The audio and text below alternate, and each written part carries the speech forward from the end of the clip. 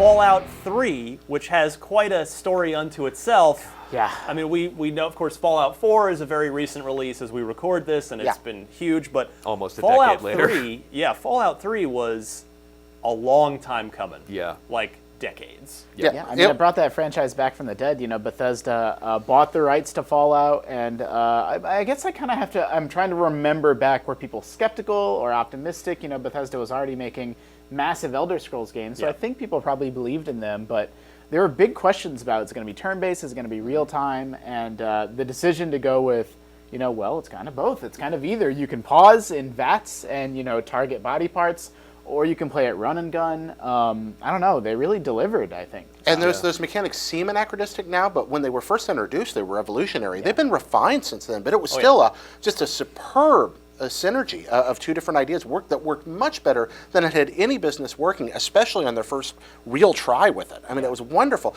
I was a big fan of the Elder Scrolls games, and I was excited when I heard about this, but then, you know, it just took a long time to happen, and you started to wonder, is this going to work? Is this going to work? And man, did it ever work. Yeah, Justin, you alluded to the fact that the IP had languished for years.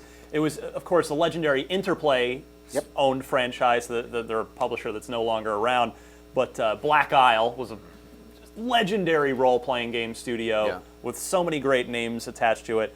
You know, and they were the original developers, and then it just sort of Interplay went away, and so Fallout's just sitting around. And I did an interview with Todd Howard years ago at my last job, and I said to him, well, you know, you have this was sort of in the run up to Fallout 3, and it said, well, yeah, you know, your Elder Scrolls games are huge every time. You know, you must have total carte blanche to do whatever you want at Bethesda. And he said, well, I don't really wield it like a dictator. So I was like, well, what do you do as the guy who can do whatever he wants? And he said he went to the ZeniMax bosses and went, I want Fallout. And they go and get it for him, and then he turns it into another billion-dollar franchise. Yep. Well, Fallout 3 was really the proof that you know, we didn't know it at the time, but that studio was going to alternate. They were going to go, and that must be so satisfying for them to dive into a fantasy land, you know, swords and shields and magic, and then bounce back to, you know, sort of weird sci-fi, occasionally aliens and guns and mutants. Like,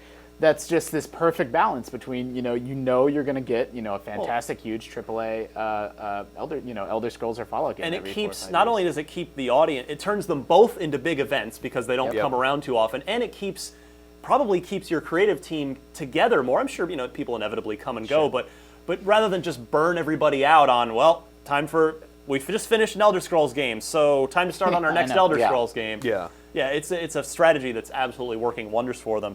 Funny fact, though, about Fallout 3 is if you played it when it first came out, as I did, it originally ended. Yep.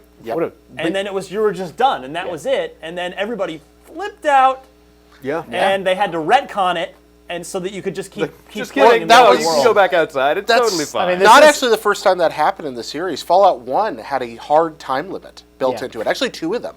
And they're like, man, no, this is a world that's fun to... That's done. And they patched it out later on. It's the same kind of thing.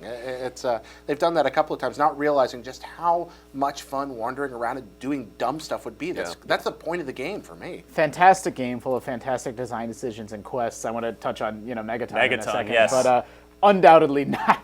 This is History of Awesome, but that not such an awesome moment in the history of Fallout 3 in that case, the decision to end the game. But that Megaton quest was, you know, I guess we're going to spoil Fallout 3 for you people. If you haven't played it. It's been 8 years. Yeah. But that following through on giving player choice to that degree where you can choose to save them or you can nuke that whole town. And pretty early in the game, too. Yeah, I mean, that's like one of the first or second quests. And if you happen to level up your, was it science skill that would let you tweak the bombs a little bit? I think so.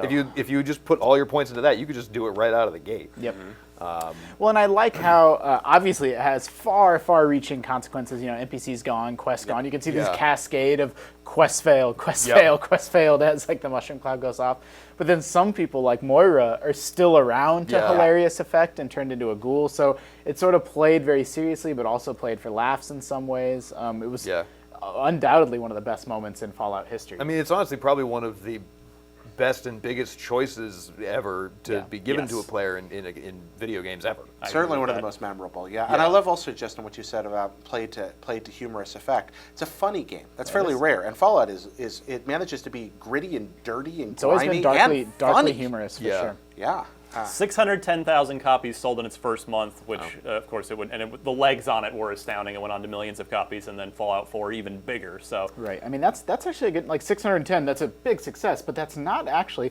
Fallout's only grown in esteem in the what year was this? 2000 and in the 7, 8, 9 years since Yeah. then. Well, then with the advent of PC modding and like the resale like there was value no on Steam and guarantee everything. that Fallout 3 was going to be. Oh yeah, you know, no, a not at massive all. And like I mean, success. they're still seeing. I mean, of course now it costs $7 if you're buying it at a Steam sale, but people will still buy that. Like I'll get tweets and messages from people who I know are pretty current with their games, but they're like, no, I finally just bought Fallout 3. I'm gonna install a bunch of mods. Still very and play it playable. again. Yeah, Yeah, absolutely. absolutely. I just went back to it this year before Fallout 4 Me came too. out.